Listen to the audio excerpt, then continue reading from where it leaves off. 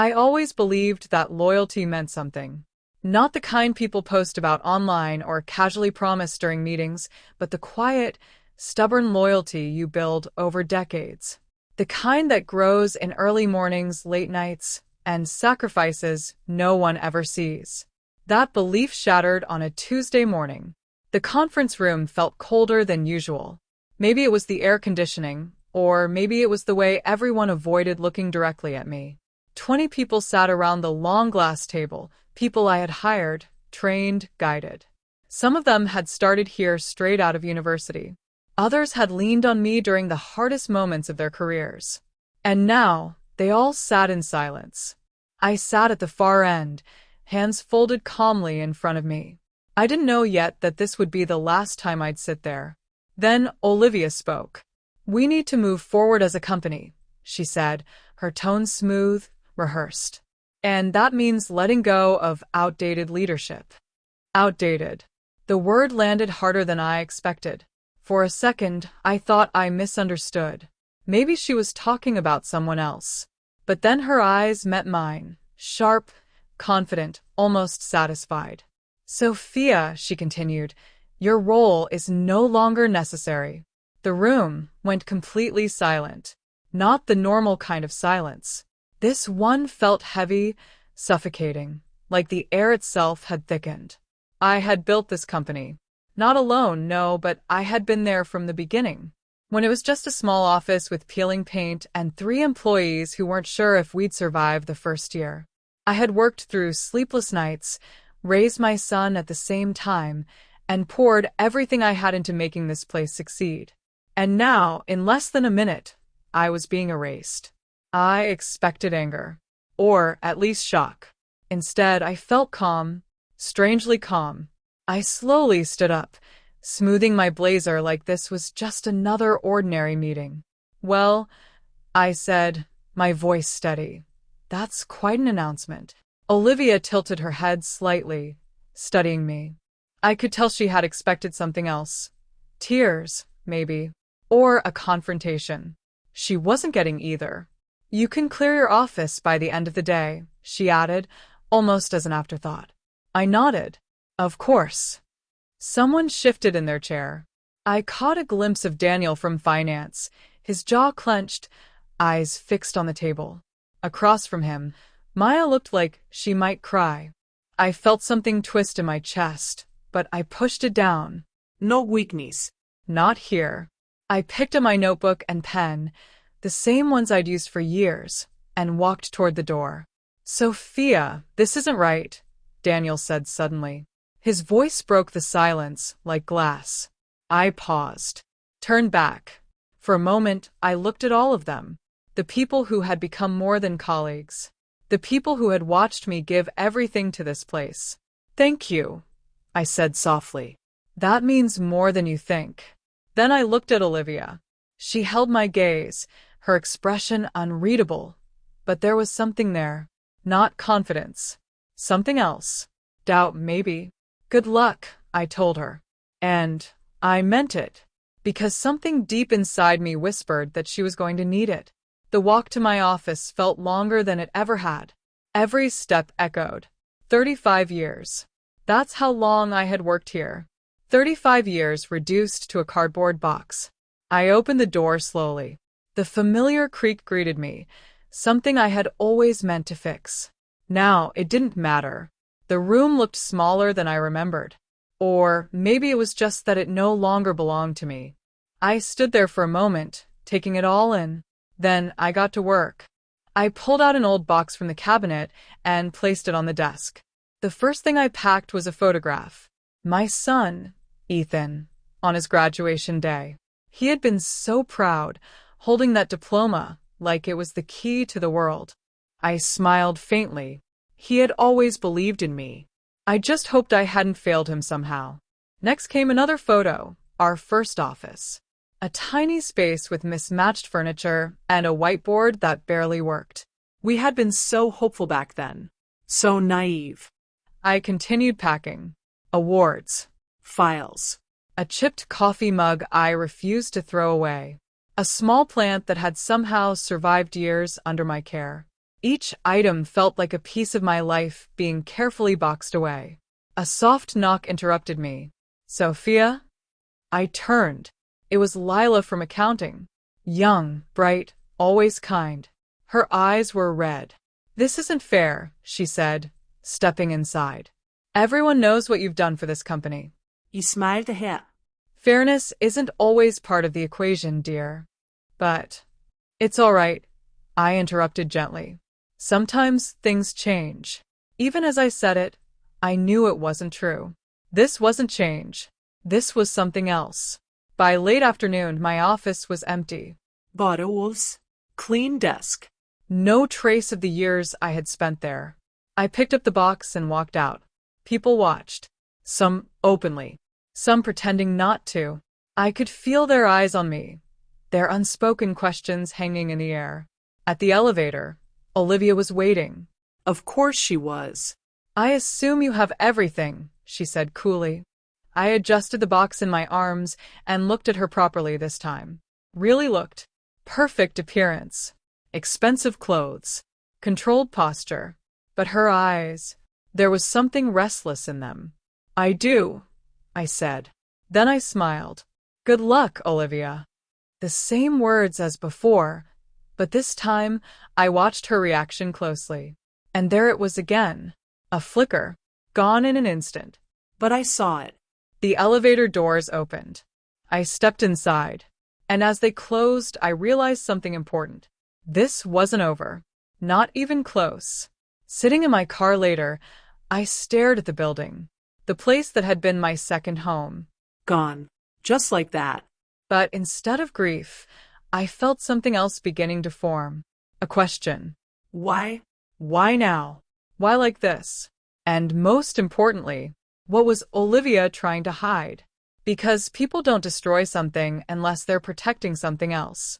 And I had the unsettling feeling that I had just been removed for a reason. That night, I didn't sleep. I lay in bed staring at the ceiling, replaying every second of that meeting over and over again, like my mind was trying to catch something I had missed. The words, the looks, the silence. None of it felt natural. Being dismissed was one thing, but the way it happened? Public. Calculated. Almost theatrical. That wasn't just a decision. That was a message. By morning, I had made up my mind. I wasn't going to sit quietly and accept it. I made coffee, though I barely tasted it, and sat at my kitchen table with my laptop open. Out of habit, I logged into the company's system. I expected to be locked out. That would have been normal. But I wasn't. Everything was still there. That alone made my stomach tighten. Olivia was many things, but careless wasn't one of them. If she had planned this as thoroughly as it seemed, there was no way she would forget to remove my access. Unless she had been in a hurry. Or she didn't think I'd check. Either way, it was a mistake. And I intended to take advantage of it. I started with the financial records. Numbers had always told the truth, even when people didn't. For years, I had overseen operations. I knew every pattern, every cycle, every irregularity that could happen in a healthy business. It didn't take long to notice something was off. At first, it was subtle. A transfer here, a small discrepancy there. The kind of thing most people would overlook, but not me. I leaned closer to the screen, scrolling back through the past few months. The further I went, the clearer the pattern became. Transfers had been happening regularly, small amounts at first, almost invisible, then gradually larger, more frequent. My heart started beating faster. This wasn't an accident. This was systematic. I clicked into one of the transactions, then another, and another. Every single one had authorization attached. 2 approvals. The first name made my chest tighten. Olivia. The second made my blood run cold. Ethan. I froze. For a moment, I just stared at the screen, trying to process what I was seeing. My son's name repeated over and over again, tied to transactions that clearly didn't belong there. No, y whispered. It didn't make sense. Ethan wouldn't do this. He couldn't. I had raised him better than that. My hands trembled slightly as I opened one of the authorization files. There it was, his signature. Or at least something that looked like it. Too perfect. Too consistent. Like it had been copied. Forged. A chill ran through me. If this was fake, then someone was using his name. And there was only one person who had both access and motive. Olivia. The realization hit me slowly, like a wave building before it crashes. She hadn't just fired me. She had removed the one person who could notice what she was doing. And she was setting up Ethan to take the fall. I leaned back in my chair, trying to steady my breathing. This wasn't just betrayal. This was something much bigger. Much darker. I printed everything I could find. Page after page, the printer humming loudly in the quiet kitchen. Each sheet felt heavier than the last, like physical proof of something I didn't want to believe, but couldn't ignore. By the time I finished, I had a stack of documents thick enough to make my hands ache. I was just placing the last page down when my phone rang. Ethan. My heart skipped. For a second, I hesitated. Then I answered. Hi, sweetheart, I said, trying to keep my voice steady. Mom. His voice came through quickly, tense. What happened yesterday? So he knew, or at least part of it. I was going to call you, I said carefully. I just landed. Olivia's been messaging me nonstop. She said you decided to step down? That you wanted to retire suddenly? He paused. That doesn't sound like you. Of course it didn't. I closed my eyes briefly. No, I said quietly. It doesn't. There was silence on the other end. Then what's going on? I looked down at the papers in front of me. At his name. At the signatures. At the lies already beginning to spread. You should come over, I said. We need to talk in person. Another pause. Then, I'm on my way. 20 minutes later, I heard his car pull into the driveway. The front door opened without knocking. Mom, in the kitchen. He walked in quickly, still in his travel clothes, tie loosened, frustration written all over his face. He looked tired, but more than that, he looked confused. What is happening? He asked. I gestured to the chair. Sit down. He didn't argue this time. I slid the documents across the table toward him. Look at these. He frowned, picking up the first page. At first, his expression was just focused. Then it changed. His brows pulled together. His jaw tightened. And, by the time he reached the signatures, his face went completely still. I didn't sign these, he said. His voice was quiet, but absolute. I know, I replied. He flipped through more pages, faster now, his breathing changing. This isn't possible, he muttered. These dates, I wasn't even in the office for some of these. I was traveling. I was in meetings. Exactly. He looked up at me, and for the first time, I saw something break behind his eyes. If I didn't do this, he said slowly, then someone is trying to make it look like I did. I nodded. Yes. Silence filled the room. Heavy, thick, real. And Olivia, he continued, almost to himself. She approved every single one, I said. The realization settled between us like something alive. She fired you, he said. Yes. While I was out of town. Yes. And now this. He leaned back in his chair, running a hand through his hair. This wasn't random. No, I said quietly. It wasn't. He stared at the table for a long moment. Then finally, she's setting me up. I didn't answer. I didn't need to. He already knew. The boy I had raised, the one who trusted easily, who saw the best in people, was starting to disappear. In his place, I saw something else. Something sharper. Something more aware. And maybe something more dangerous. I need proof, he said finally. I met his gaze. You already have some. Not enough, he replied. Not for what comes next. And what is that? He didn't hesitate. I confront her. The room fell silent again. But this time, it wasn't confusion. It was the calm before something inevitable. Something that had been building long before yesterday. And now, it was finally about to begin. We didn't waste time. Ethan stood up, so abruptly his chair scraped against the floor, the sound sharp enough to make me flinch. Just hours ago, he had been confused, trying to defend Olivia, trying to make sense of everything. Now that confusion was gone. In its place was something colder, focus. "I'm going to the office," he said. I watched him carefully. "You're not going alone." He hesitated just for a second. Then he nodded. Fine. "But we need to move fast. If she realizes we're onto her." "She already suspects something," I interrupted. "That's why she rushed to fire me." That thought seemed to settle it.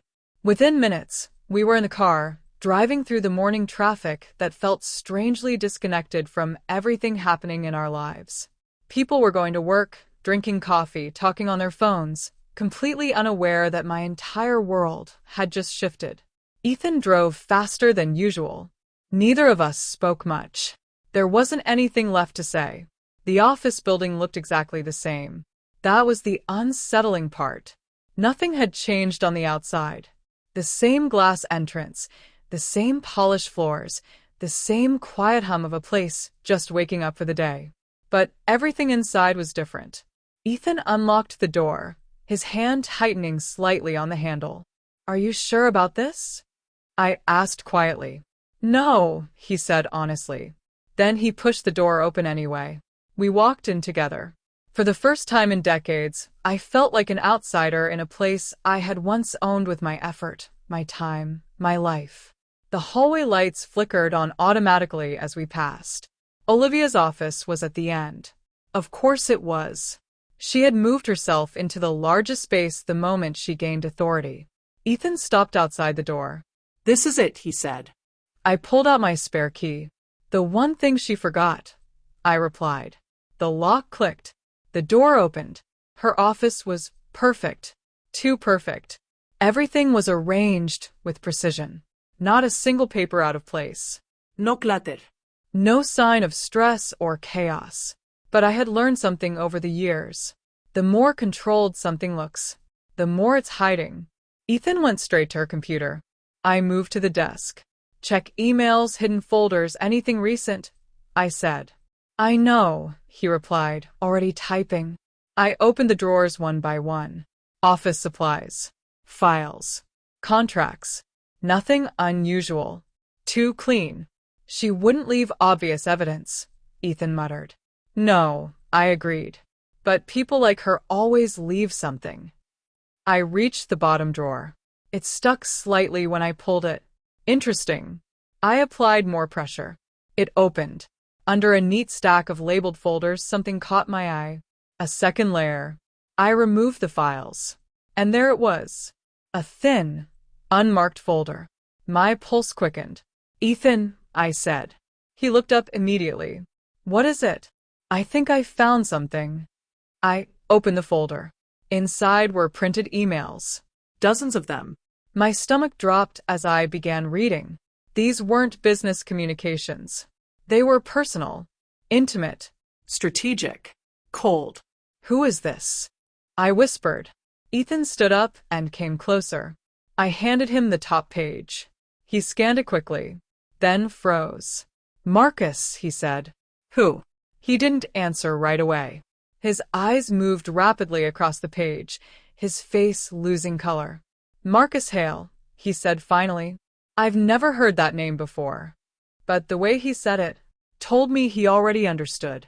We read in silence, line after line. Plans. Timelines. Money transfers. And then, something worse. "She's been planning this," Ethan said slowly. "For how long?" I asked. He flipped through more pages. "Months, no," he corrected himself. "Longer."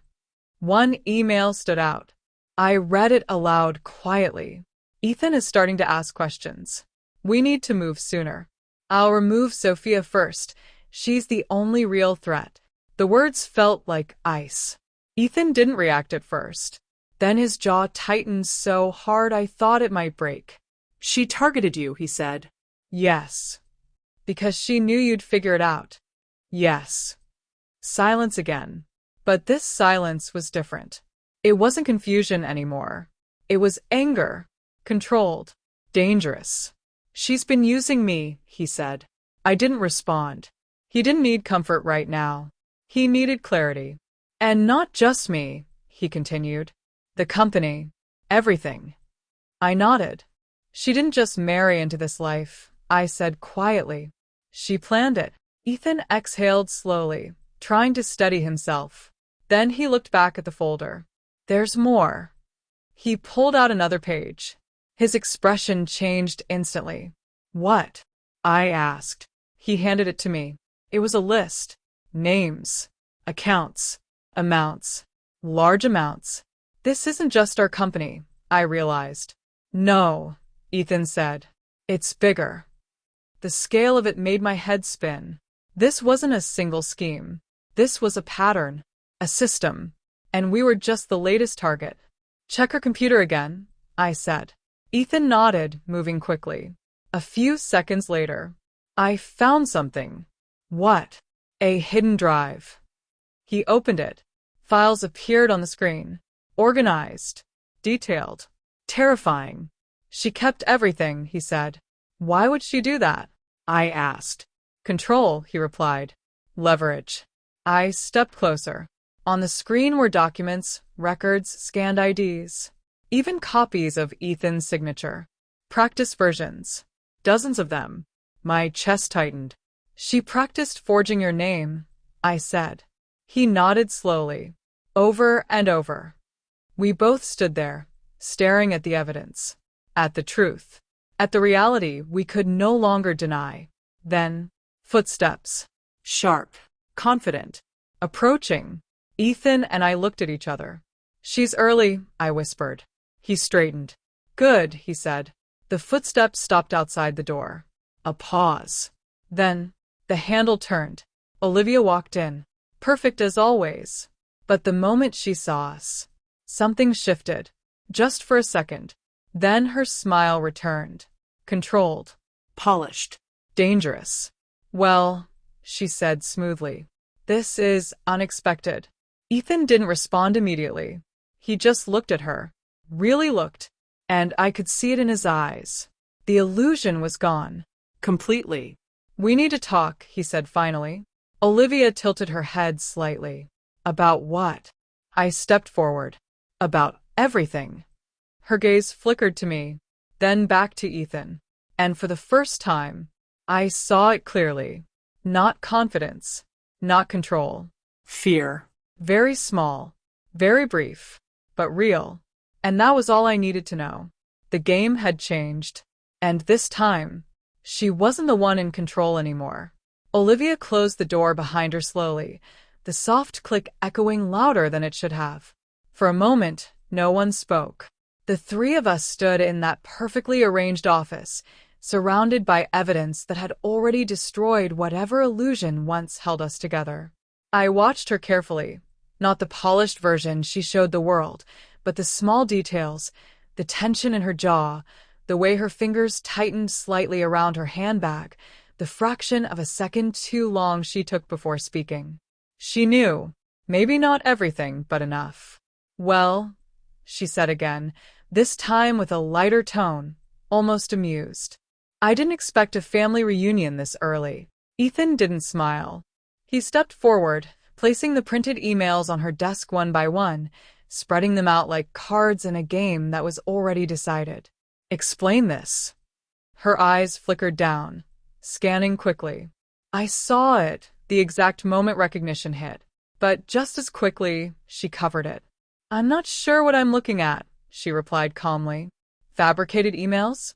This is a bit desperate, Ethan. Desperate.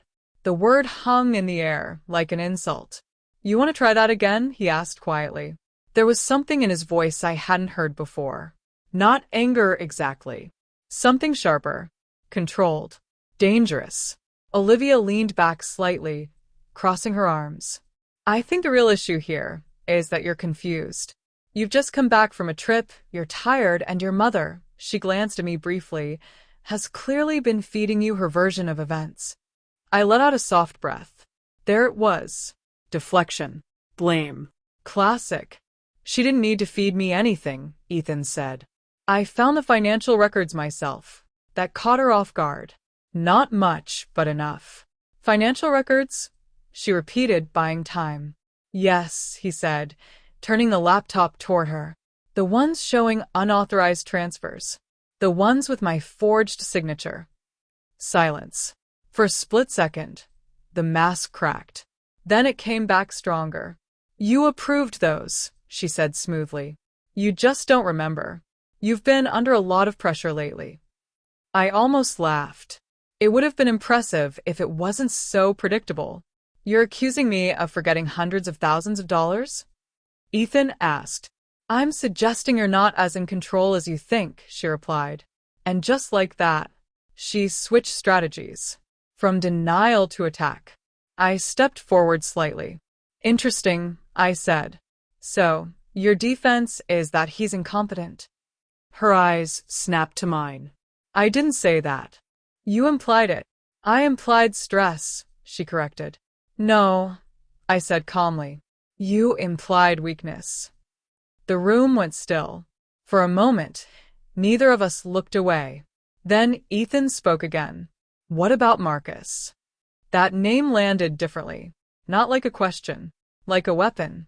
Olivia's expression didn't change immediately, but her shoulders stiffened. I don't know who you're talking about. Ethan picked up his phone and tapped the screen. Then he held it out. The photo. Clear. Undeniable. Her. With another man. Close. Too close. This was taken last week, he said. The same day you told me you were visiting your mother. Now the silence was heavier, thicker, more real. Olivia stared at the screen. For longer than before. And then, she smiled. Not the polished smile. Not the charming one. Something colder. All right, she said. Just like that. No more pretending. No more denial. Yes, she continued. I've been seeing someone else. The words didn't shock me, but they hit Ethan like a physical blow. I saw it in the way his posture shifted, in the way his hand tightened slightly at his side. That doesn't make you a criminal, she added. No, he said. But this does. He pushed the documents closer to her. 200,000, he said. And that's just what we've found so far. Olivia glanced at the papers, then back at him, and for the first time, she didn't bother hiding it. The arrogance. The calculation. You're looking at it the wrong way, she said. Ethan blinked. What? I wasn't stealing, she continued. I was reallocating. I let out a quiet breath. Incredible, I muttered. She ignored me. The company was stagnating, she went on. You were too cautious, too emotional to make the decisions necessary for growth. So you decided to take the money? Ethan asked. I decided to use it more efficiently. In your boyfriend's accounts? A pause. Then a slight shrug. Temporary placements. Ethan laughed. A short, sharp sound. You really think that's going to work? She tilted her head. It already did. That was the moment everything shifted. The last illusion died. Completely. You planned this, I said. She looked at me. Directly. Yes. No hesitación. No apology. Just truth. Cold and clear. For how long? Ethan asked. She considered that. Long enough. The answer was almost casual, like she was talking about a business strategy, not a betrayal. You married me for this, he said.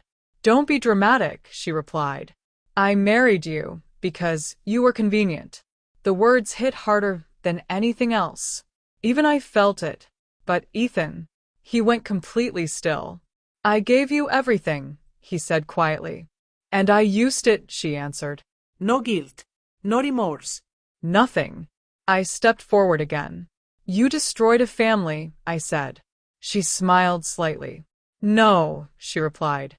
I took advantage of a weak one. That did it. I saw the anger finally surface in Ethan's eyes. Not explosive. Not uncontrolled. But deep. Steady. You're going to return the money, he said. She laughed softly. No. You don't have a choice. I always have a choice. He leaned forward slightly. No, he said. You don't. For the first time. She hesitated. Just a fraction. But I saw it. And so did he. I can go to the police right now, he continued. Fraud. Embezzlement. Identity theft. We have enough to start. Her eyes narrowed. You think this is that simple? I think it's exactly that simple. She studied him. Really studied him. Like she was recalculating. Reevaluating. Looking for a weakness that wasn't there anymore. You won't do it, she said finally. Why not? Because it destroys you too. That made him pause. Just slightly. And she saw it. There it is, she said softly. You still don't understand. Then explain it to me. If this goes public, she continued, your name is tied to every transaction. Your signature is on everything. Your reputation? Gone. The company? Finished. I felt the weight of her words. Because part of it was true, but only part. Ethan straightened. You're forgetting something, he said. And what's that? We have proof. She smiled again. You have pieces, she corrected. Not a case. Silence. Tension. A standoff. Then, Ethan did something unexpected. He smiled. A small one, but real. You're right, he said. That caught her off guard. We don't have everything yet. She relaxed slightly. Too soon. But we will. Her expression changed again. Subtle. But there. You're bluffing, she said. No, he replied. I'm just getting started. For the first time since she walked in. Olivia looked uncertain. Not afraid. Not yet. But uncertain. And that was enough. She grabbed her bag. This conversation is over, she said. No, isen di plaid gamli. It's just beginning. She walked toward the door. Then stopped. Turned back. And looked at me. You always hated me, she said. I met her gaze. No, Ian Sweat. I just saw you. That hit. I could tell. You should have kept your suspicions to yourself, she said coldly. You should have been smarter, I replied. A beat. Then she smirked. Oh, I was, she said. You just weren't fast enough. And with that, she walked out. Her heels echoed down the hallway. Sharp. Confident. But this time, not quite as steady. The door closed behind her. And the silence that followed felt different. Not empty. Not heavy. But charged. Like something had finally been set in motion. Ethan exhaled slowly, running a hand through his hair. She's not going to stop, he said. No, I agreed. She won't. He looked at the desk. At the evidence. At everything we had uncovered. Then we don't stop either.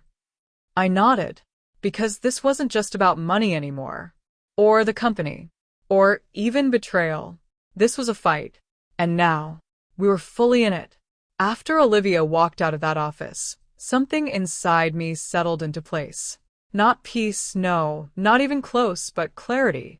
For the first time since everything began, I wasn't reacting anymore. I was thinking ahead.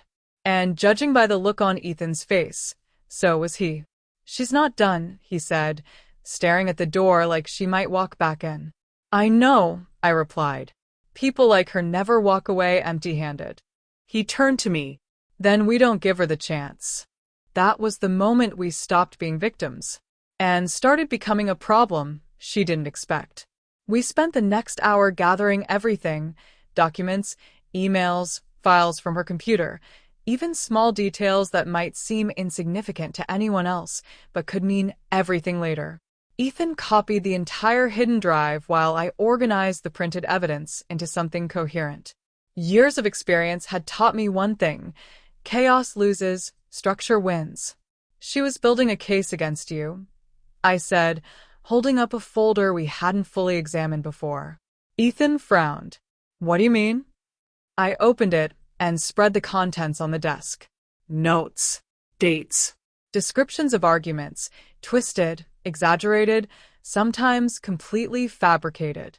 Screenshots of messages taken out of context. Even photos. She's documenting abuse, I said quietly. He stared at the pages, disbelief turning into something darker. This isn't real. No, I said. But it doesn't have to be. It just has to look real enough. He leaned against the desk, processing it. She was planning a divorce. Yes. And she was going to destroy me in the process. Yes. The silence stretched, but it wasn't empty. It was heavy with realization. Olivia hadn't just been stealing money. She had been building a full exit strategy. Financial theft, legal protection, reputation damage. All of it carefully planned. She was going to take everything, Ethan said. She still might try, I corrected. He looked at me again, sharper now. Not if we move first. That was the key. Speed. We couldn't wait for her next move. We had to force it. We go to the police, he said. Not yet, I replied. He frowned. Why not? We have enough. We have enough to start something, I said. But not enough to finish it. He hesitated. She's right about one thing, I continued. Your name is tied to those transactions. If we go in unprepared, we risk turning this into a mess we can't control. So, what do? We make the case airtight. He exhaled slowly. How? I met his gaze. We think like her. That didn't sit well with him. I could see it. But he understood. All right, he said finally. Then where do we start? With her weakness. And that is control. He considered that. She keeps records, he said. Everything. Yes. And she trusts her system. Yes. A slow realization spread across his face. Then we use that against her. Exactly. We left the office just before the rest of the staff started arriving. No one needed to see what we were doing, not yet. This wasn't the kind of situation you explained in a hallway conversation. Back at my house, we turned the dining table into a war room. Papers covered every surface. Laptops open. Notes being written, crossed out, rewritten again. Time started to blur. Hours passed.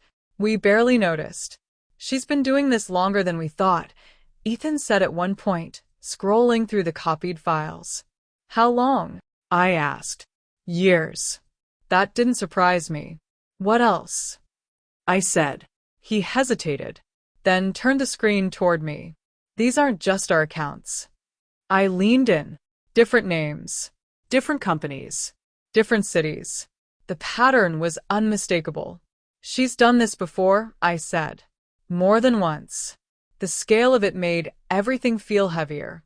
We weren't just dealing with betrayal anymore. We were dealing with someone experienced, someone practiced, someone who had succeeded before. She's not just going to give up, Ethan said. No, I agreed. She's going to escalate. As if on cue, his phone buzzed. We both looked at it. Olivia. Of course. He didn't answer immediately. Put it on speaker, I said. He nodded and picked up. Hello. Her voice came through calm. Too calm. I think we need to talk, she said. We already did. Not like this, she replied. Not with interference. She meant me. Ethan didn't react. Say what you need to say, he said. A pause. Then, you're making a mistake, she said. No, he replied. You did. Another pause. Longer this time. You think you have control here, she continued. You don't. I leaned slightly closer. Is that a threat? Ethan asked. It's reality. There it was again. That confidence. But now. It sounded thinner. You should think very carefully about your next move, she added. Because once this starts, it doesn't stop. Ethan looked at me, then back at nothing. It already started, he said. And he hung up. We sat in silence for a moment. She's worried, I said. She didn't sound worried. No, I agreed. She sounded controlled. That's different.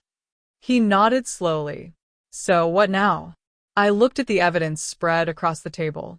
At this point, I said, we stop reacting to her and start forcing her to react to us. How? We tighten everything. Meaning, accounts, access, legal protection. Documentation. We lock everything down so she can't move without exposing herself. He leaned back slightly. And then we wait. He didn't like that. I don't want to wait.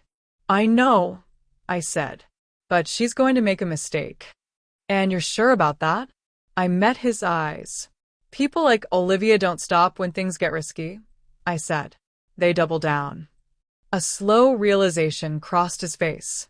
And when she does, she exposes herself. The next few days were a blur of controlled chaos. Ethan worked with legal advisors, quietly, carefully. No accusations yet, just preparation.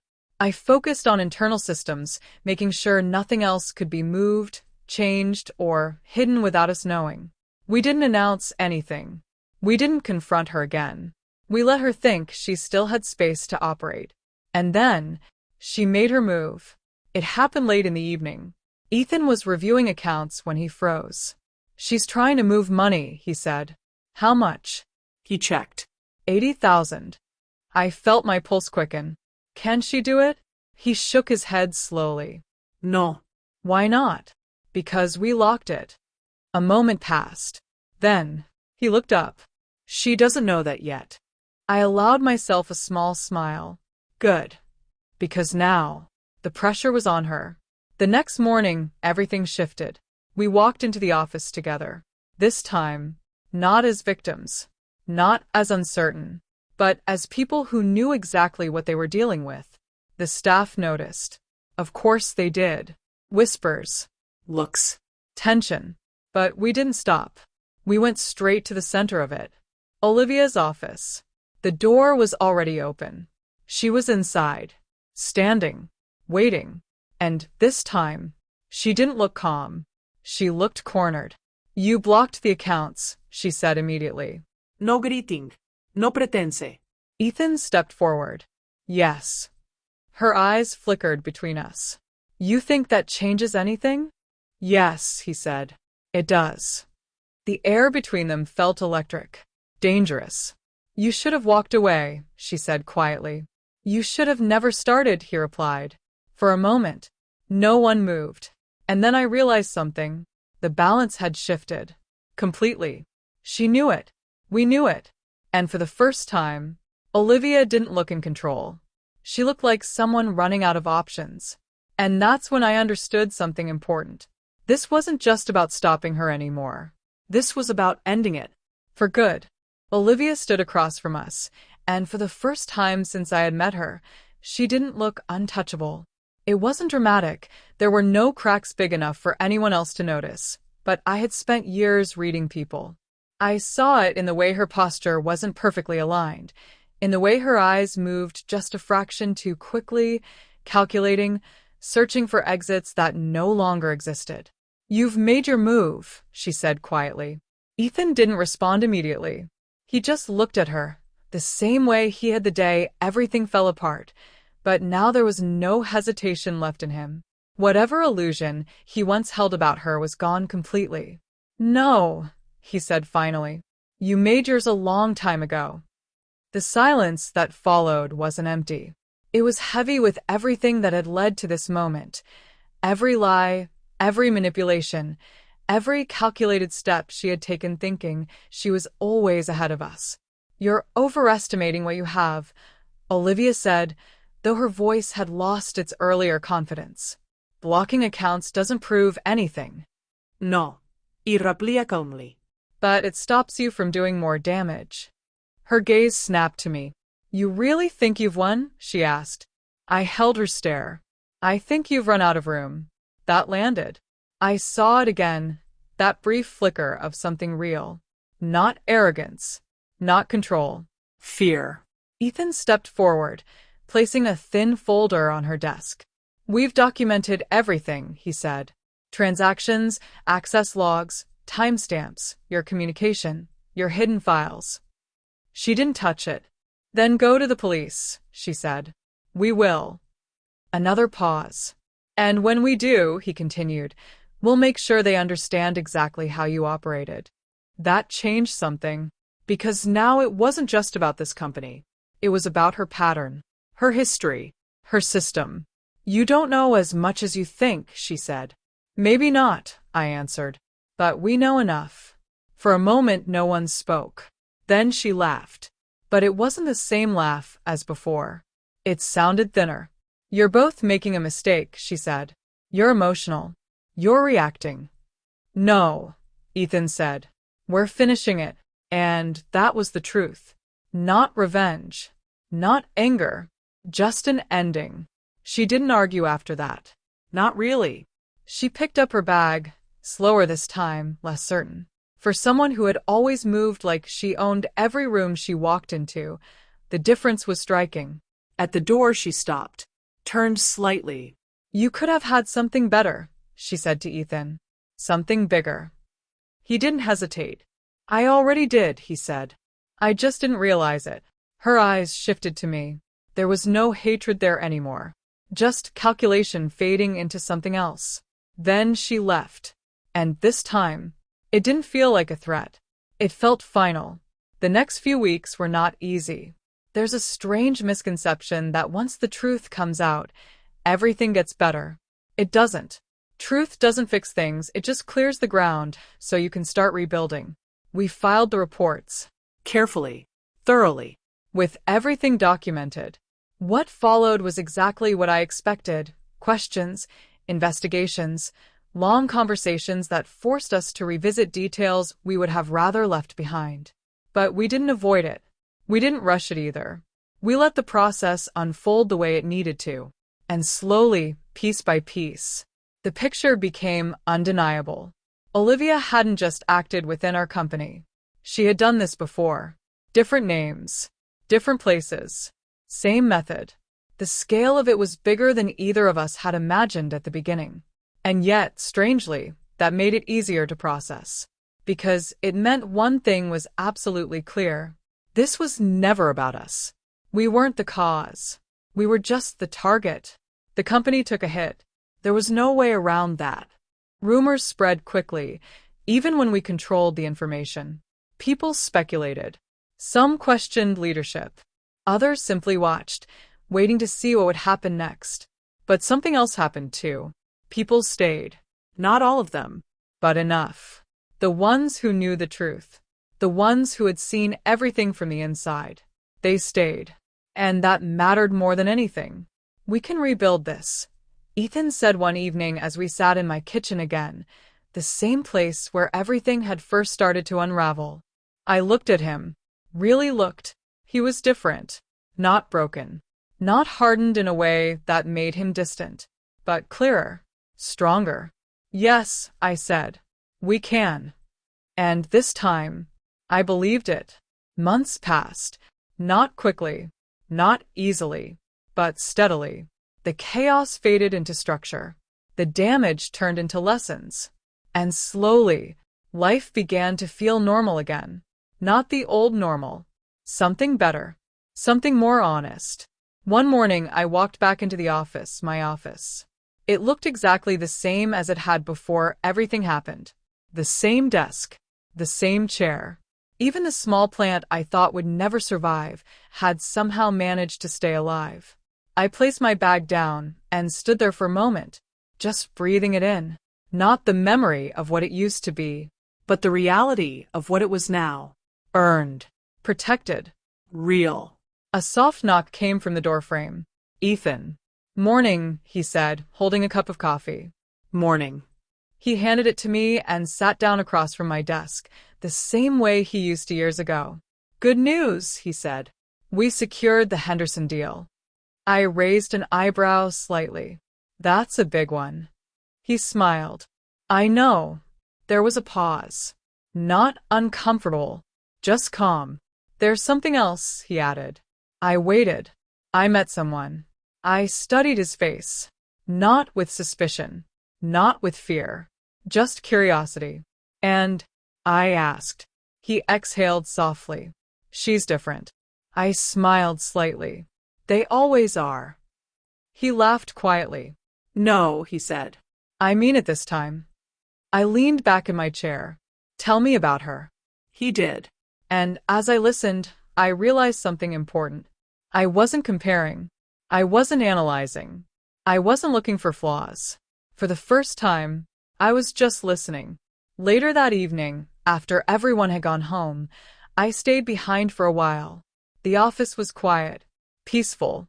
I stood by the window, looking out at the city lights, thinking about everything that had happened, how quickly things can fall apart, and how slowly they come back together. But they do come back together. If you let them, if you fight for the right things, if you don't let someone else define what you lose. My phone buzzed. A message from Ethan. She wants to cook dinner for us this weekend. Says she makes better lasagna than you. I smiled, then typed back. That's a bold claim. I'll bring backup. I put my phone away and turned off the lights. As I walked out, I didn't look back. Not because I didn't care, but because I didn't need to anymore. The past had done its damage. The future was ours again. And if there's one thing I learned through all of this, it's simple. Trust isn't something you give blindly, but it's also not something you stop giving completely. Because the right people, the real ones, don't take it from you. They build it with you.